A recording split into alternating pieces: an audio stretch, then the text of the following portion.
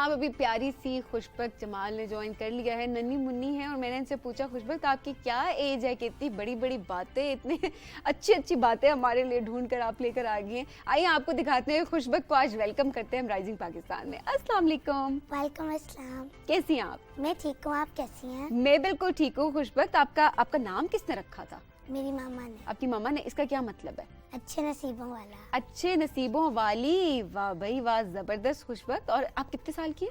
9 साल। 9 साल की। खुशबक आपको 9 साल की लग रही है, इतनी नन्ही मुन्नी प्यारी सी हैं। और आपकी बातों से मुझे लग रहा है कि जैसे इतनी बड़ी सी खुशबक आंटी आ जाएंगी यहाँ पे और बड़ी बड़ी बातें करेंगी। नहीं? अच्छा जी, आज हम क्या बात करेंगे? आज हम प्लास्टिक वेस्ट के बारे में बात करेंगे। क्या होता है प्लास्टिक वेस्ट? प्लास्टिक वेस्ट हमारी एनवायरनमेंट को बहुत ज़्यादा इफेक्ट करता है। और वो प्लांट्स को, एनिमल्स को, बर्ड्स, सी लाइफ बहुत ज़्यादा इफेक्ट करता है। और एक ईयर में around 277 million ton of solid waste generate होता है और 400 million ton of plastic waste generate होता है।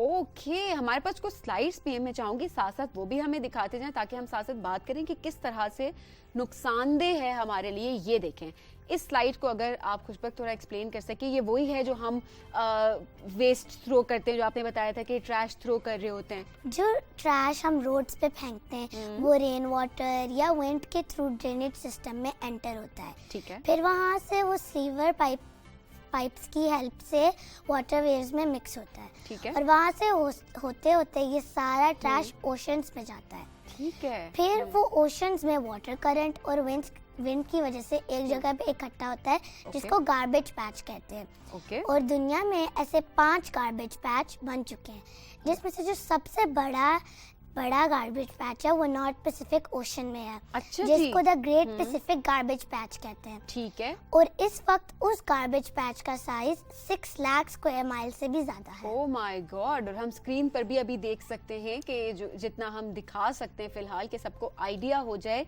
कि किस गार्बेज पैच जो है वो किस तरह से दिख रहा होता है और किस तरह से वो ओशन को अपनी लपेट में लेता है। ये इतना बड़ा गार्बेज पैच है नॉर्थ पैसिफिक ओशन में कि वो फ्रांस का 3 गुना है।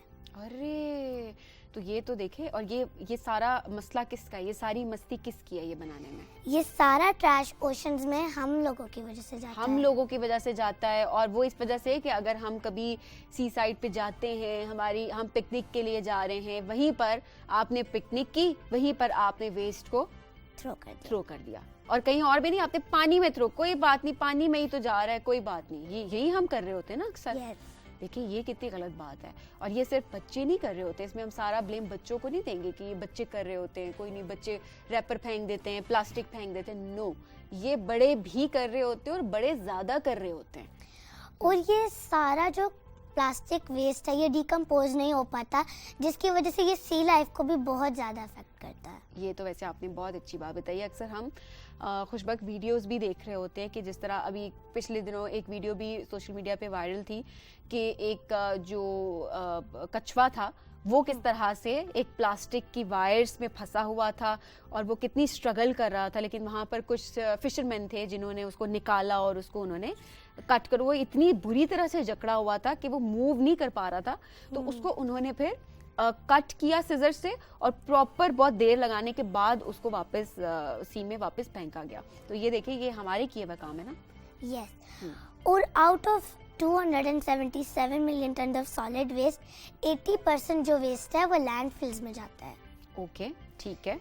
और ये इस तरह लैंडफिल्स में चला जाता है जिससे हम लोग जो ट्रैश डस्टबिन्स में फेंकते हैं ना, वो सबसे पहले गार्बेज मैन हमारे घरों से कलेक्ट करके ओपन डंप्स या बिन्स में फेंक देता है। ठीक है। फिर वहाँ से लोकल अथॉरिटीज उसको कलेक्ट करके गार्बेज ट्रक्स में लेके जाती हैं और लैंडफिल्स में सारा डंप कर देती हैं। ओके। और ये एनवायरनमेंट को इस तरह अफेक्ट करता है कि इस सारे वेस्ट में ऑर्गेनिक वेस्ट, सॉलिड वेस्ट और ई वेस्ट मिक्स होता है, जिसकी वजह से जब एनिमल्स उस फूड को कंज्यूम करने आते हैं, जो जो बचा हुआ फूड होता है वो कंज्यूम करने आते हैं, वो कई दफ़ा साथ सॉलिड वेस्ट भी कंज्यूम कर लेते हैं। ओहो। जिसकी वजह से वो बहुत बुरी तरह सफर तो मुझे ये लगता है कि हमने ना इस ज़मीन को, जो मुझे थोड़ा सा लगता है, हमने ये देख लिया कि बस इंसानों के रहने की जगह है ना? Yes, हम किसी और yes. स्पीशी का ख्याल रखते ही नहीं हैं, चाहे वो जानवर है, चाहे वो परिंदा है, चाहे वो हमारी आबी हयात है,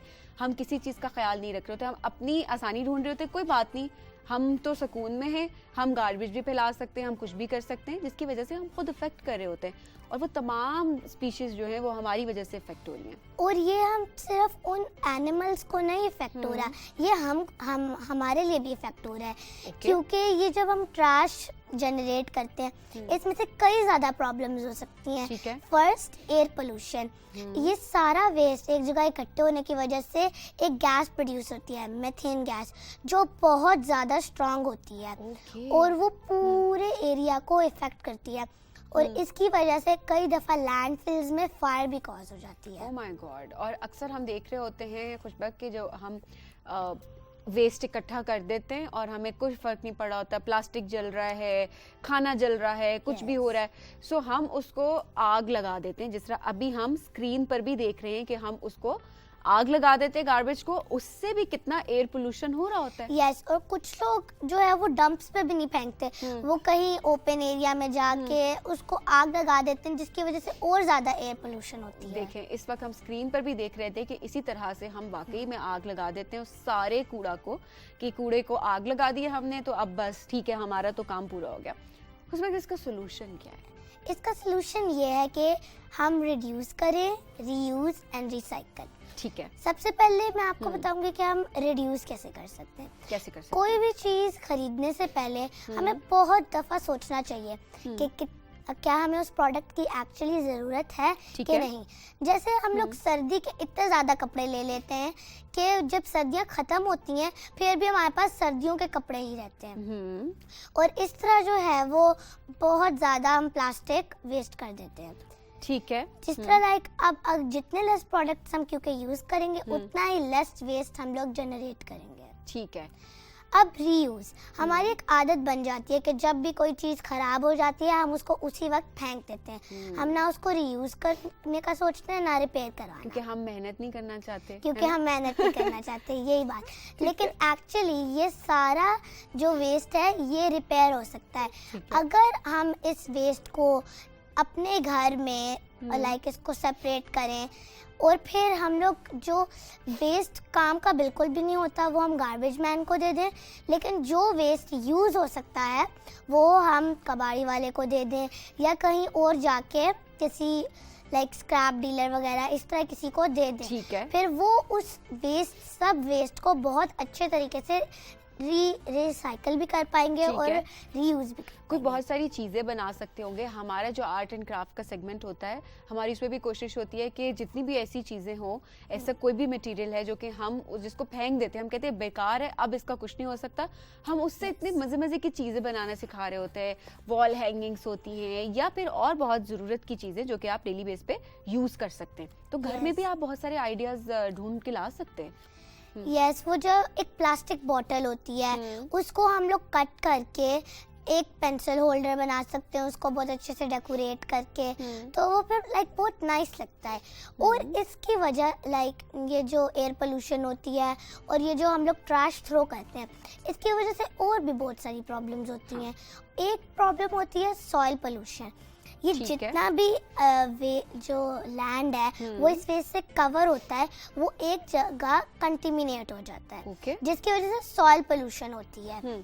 कुछ उनमें से जो ऑर्गेनिक वेस्ट होता है वो डिकम्पोज हो जाता है, लेकिन वो बाकी वेस्ट उसके अंदर मिक्स हो जाता है और फिर वो सॉइल पोल्यूशन हैपन होती है। अच्छा, तो इसीलिए हमने बाहर भी कॉन्सेप्ट भी देखा है ना, किस तरह से अलग अलग आप थ्रो कर रहे होते हैं। तो ये चीज़ भी बहुत ज़रूरी है। अच्छा, अभी देखें ये जो एक तस्वीर है ना खुशबक, मैं चाहूँगी अभी आप भी स्क्रीन पे देखें ये तस्वीर, इसने मुझे बहुत परेशान किया है। जब इससे पहले भी थोड़ा मैं इसको देख रही थी, और ये इसको थोड़ा एक्सप्लेन करें। मैं चाहूँगी जिस तरह मैंने बात की ना कि कैसे हम बाकी स्पीशीज़ का ख्याल नहीं रख रहे होते, तो इसको ज़रा एक्सप्लेन करें। अच्छा, तो ये इस तरह है कि ये हम जो लाइक जो ट्रैश थ्रो करते हैं वो नेचुरल लाइफ को भी बहुत बुरे तरीके से हार्म करती है। एग्जैक्टली।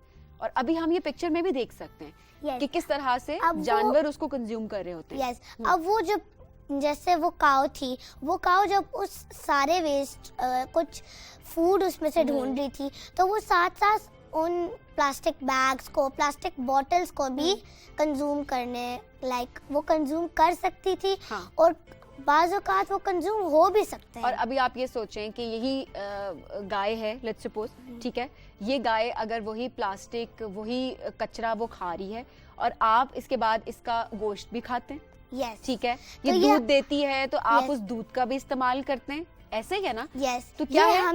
हमें उल्टा हार्म करता है। जो हम कचरा फेंकते हैं वो पहले एनिमल्स को हार्म करता है, उसके बाद रिटर्न आके हमें ही हार्म करता है। एग्जैक्टली यही पॉइंट मैं बताना चाह रही हूँ कि ऐसा नहीं समझें कि वो उस जानवर ने खा लिया तो बस खा लिया, कोई नहीं उस जानवर को फर्क पड़ा, नहीं, ये उल्टा आपको हार्म करेगा। Yes. दूध आप इस्तेमाल करते हैं उसका, गोश्त आप इस्तेमाल करते हैं उसका, तो ये Yes. आप तो उसको हार्म कर रहे हैं, अपने आप को भी हार्म कर रहे हैं साथ में। यस, तो इसलिए हम लोगों को कम जो ट्रैश है वो बनाना चाहिए, कम प्लास्टिक यूज करना चाहिए।